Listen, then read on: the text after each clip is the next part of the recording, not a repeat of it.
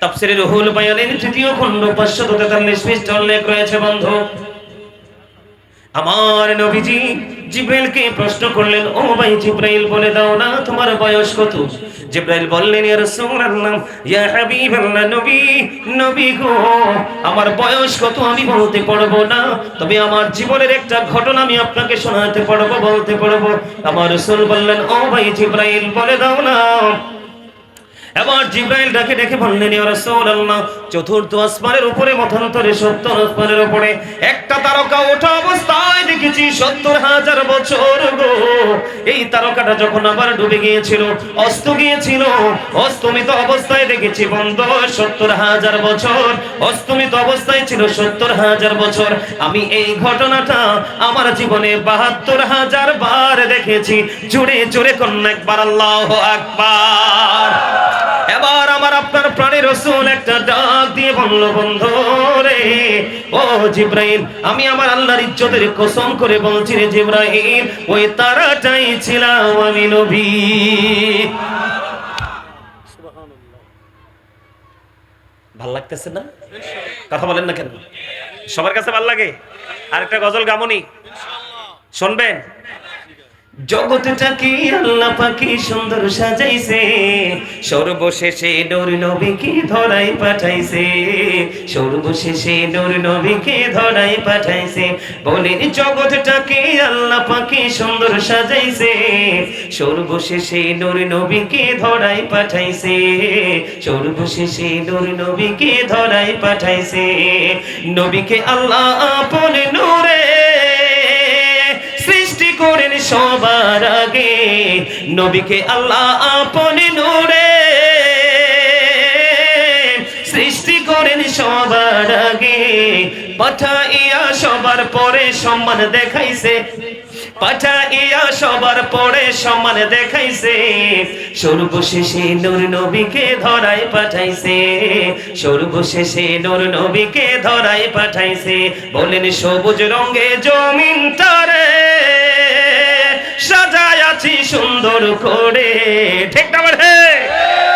বলেন সবুজ রঙে জমিনটারে সাজায় আছে সুন্দর করে, আকাশেতে মিটি মিটি তারা জ্বলাইছে, আকাশেতে মিটি মিটি তারা জ্বলাইছে, সর্বশেষে নূর নবীকে ধরায় পাঠাইছে, সর্বশেষে নূর নবীকে ধরায় পাঠাইছে। জোরে জোরে কন্যা মারহাবা, আরো জোরে বলেন না মারহাবা।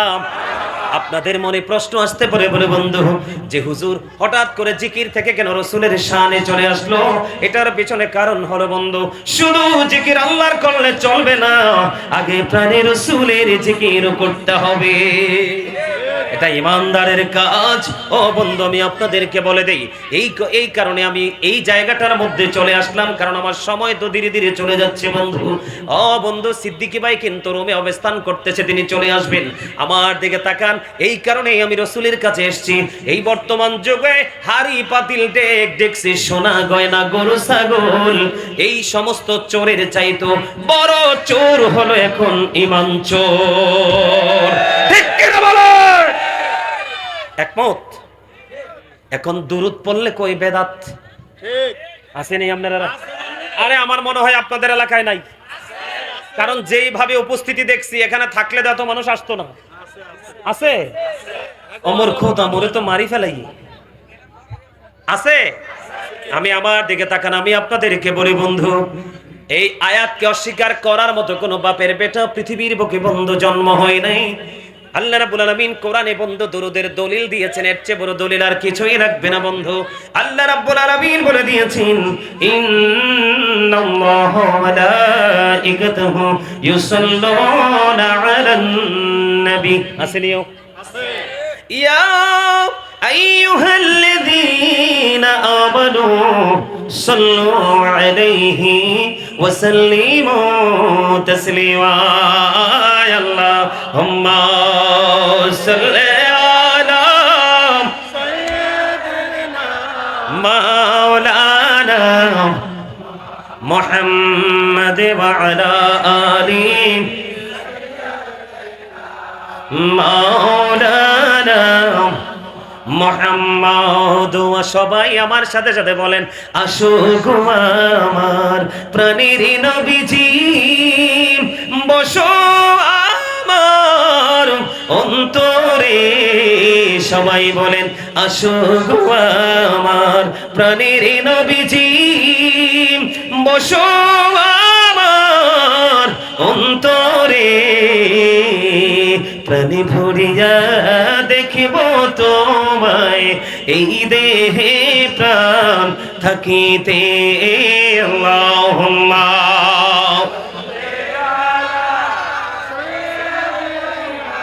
মাওলানা মুহাম্মদ ওয়া আলা আলি সাইয়্যিদিনা মাওলানা মুহাম্মদ। জোরে কন্না আলহামদুলিল্লাহ। এই যে দরুদটা পড়ছেন ভালো লাগছে নি?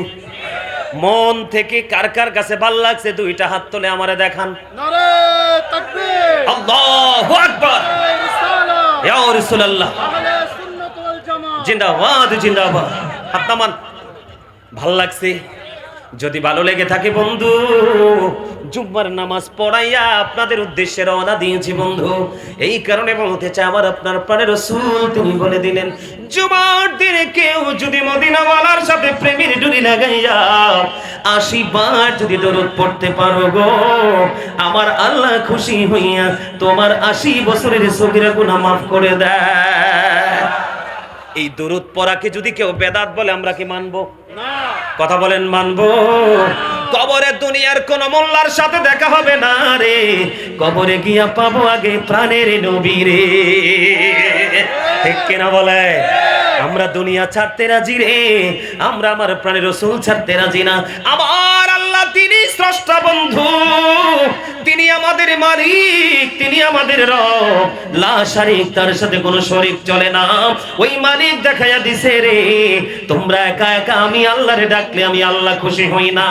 আমার হাবিব রে নিয়ে আসো, আমি আল্লাহ তোমার জন্য দরজা খুলে দিলাম। আমি তো মনে করছি সবজি থেকে রাগ হয়ে গেছি কি আমার লগে। আমি তো খাইছে রে খাইছে, কি দোষ জানে, আই করলাম আল্লাহ জানে। অন্ধেই না আমারে মহব্বত করে আবার ফিরে আইছে। আলহামদুলিল্লাহ, আলহামদুলিল্লাহ কর না কেন? আর জোরে মহব্বতে বলেন না। নবীরে পাইয়া খুশি না? শুধু তাই নয় বন্ধু, দাইলামি শরীফের মধ্যে এসেছে হাদিস খানা। আমার নবী, আপনার নবী, দু জাহানের বাদশা নবী, রাহমাতাল লিল আলামিন নবী। ও বন্ধু, তিনি জানিয়ে দিয়েছেন, কেউ যদি মদিনাওয়ালার সাথে প্রেমের ডুরি লাগাইয়া, ও বন্ধু, ও ট্যাঙ্কার চোরের ভাই, আমার বাবারা, মা বোনেরা, সবাইকে বলছি গো, এই হাদিসটুকু হৃদয় জার করে তোমরা সবাই মিলে শোনো। হাদিসের রাবী হলেন হযরত আনাস রাদিয়াল্লাহু তাআলা আনহু। ও বন্ধু, হাদিস কানে এসেছে দাইলামি শরীফের মধ্যে। আমার আপনার প্রাণের রাসূল তিনি জানিয়ে দিয়েছেন, কেউ যদি মদিনাওয়ালার সাথে প্রেমের ডুরি লাগাইয়া প্রতিদিন যদি 1000 বার যদি দরুদ পড়তে পারো, তাহলে জান্নাত না দেখা পর্যন্ত তোমার মরণ হবে না। এই দরুদ কি বেদাত বললে আমি ছাড়বো? আল্লাহ রাসূল বললেন, দুনিয়ার মধ্যে তুমি যত বেশি দরুদ পড়বা, কাল হাসরে আমি নবীর তত কাছে থাকতে সুযোগ পাবা। সুবহানাল্লাহ বলেন। দুরুদে ইব্রাহিমের ব্যাখ্যাটা একটু করে দেন। শোনেন, দুরুদ ইব্রাহিম নামে কোনো দুরুদ নাই। যেটার এরা প্রথম আমার কথা বলেন, দুরুদ ইব্রাহিম নামে কোনো দুরুদ নাই। আচ্ছা, আমি আপনাদেরকে একটা এক্সাম্পল দিই, সহলে বুঝতে পারবেন। আমার নবী শ্রেষ্ঠ নাকি ইব্রাহিম নবী শ্রেষ্ঠ? আমার নবী শ্রেষ্ঠ। কথা বলে না কেন? কিছু বোকা, কিছু স্টুপিড আছে, গান একেবারে সীমিত। ওরা যে দুরুদ ইব্রাহিম নামটা দিল, কোন যুক্তিতে দিল? এই দুরুদটা যে পড়ে এটাকে বলা হয় তাশাহুদের দুরুদ। কিসের দরুদ? কিসের দরুদ? তাশাহুদের দরুদ। এটা নামাজের জন্য খাস, আর নামাজের বাইরে পড়তে আমি নিষেধ করি না, পড়তে পারবেন, তবে এটার সাথে তাশাহুদ সহ পড়তে হবে। কি সহ পড়তে হবে? তাশাহুদ সহ পড়তে হবে। এই জন্য আপনার আকীদা আগে ঠিক করতে হবে। আমার দিকে তাকান। এই যে দুরুদ ইব্রাহিম তারা যারা বলে, এই দুরুদটা আপনারা কি পড়তে পারেননি? পড়েন তো চাই। اللهم صل على محمد وعلى ال محمد كما صليت على ابراهيم وعلى ال ابراهيم انك حميد مجيد। এই যে পড়ছেন, আগে কি ইব্রাহিম নবীর নাম আইছে না আমার নবীর? আমার নবীর নাম আছে। কথা বলেন। কোন নবীর? ঈমান আগে মজবুত করেন। আখলিস দীনাকা ইয়াকফিকাল আমালুল কলিল। এই কলিল শব্দ এসেছে অল্প বোঝানো হয়েছে। আপনার ঈমানকে যদি মজবুত করে যদি আপনি কবরে যেতে পারেন, অল্প আমল নিয়েও আপনি জান্নাতে যেতে পারবেন। আর যদি ঈমান মজবুত না হয়, ওই যে বললাম ছিদ্র ডুলার মতো। কিসের মতো? খেয়াল করেন, আমি এক্সপ্লেইন করছি, ব্যাখ্যা করছি, আমার দিকে তাকান।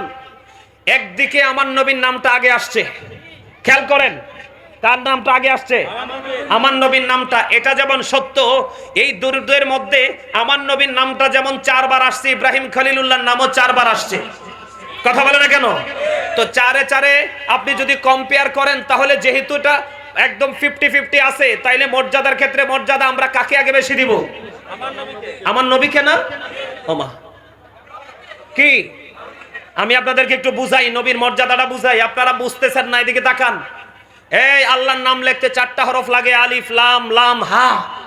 4টার উপরে নিচেও কোনো নক্তা নাই। নবীজির নাম লিখতে 4টা হরফ, মিম হা মিম দাল। এই 4টার উপরে নিচেও কোনো নক্তা নাই। 4-এ মিলে হলো কত? 8। এই কারণে আল্লাহ জান্নাত বানিয়ে দিয়েছে 8টা। আল্লাহ মুমিনকে বলেছে প্রতিযোগিতা করো, প্রতিযোগিতা করো। এই 8টা জান্নাত আমি মুমিনের জন্য বরাদ্দ দিয়ে দিলাম। যে যেইটা পারো সেইটাই দখল করে নাও। তবে নবীজি জানিয়ে দিলেন, ও আমার পাগল উম্মতেরা, আল্লাহর কাছে যখন তোমরা জান্নাত কামনা করবে, তখন জান্নাতুল ফেরদাউসটা চাইও। কি বুঝলেন? এবার আসেন, নবীকে চিনেন। কালেমার মধ্যে দিক কয়টা? নবীজির শান বোঝাচ্ছি, আমি মান বোঝাচ্ছি। কালেমার মধ্যে দিক কয়টা? 2টা। একটা হলো তাওহীদ, আর একটা হলো রিসালাত। একটা হলো স্রষ্টা, আর একটা হলো সৃষ্টি। একটা আমি বুঝাই, একটা হলো লা ইলাহা ইল্লাল্লাহ, এটা হলো তাওহীদ। আর একটা হলো মুহাম্মদুর রাসূলুল্লাহ সাল্লাল্লাহু আলাইহি সাল্লাম, এটা হলো রিসালাত। দিক কয়টা? আরো জোরে। আল্লাহ রাব্বুল আলামিন যা কিছু সৃষ্টি করেছেন, আসমান জমিনে সব জায়গায় 2টা রাখছে, 3টা কোথাও নাই। তার কারণ একদিকে আল্লাহ, আর একদিকে আল্লাহ রাসূলকে রাখছেন। সেই রাসূল হলো আমার নবী। আমি বুকে হাত দিয়ে বলি, I am very successful person, কারণ আমি আখির নবীর উম্মত হয়েছি।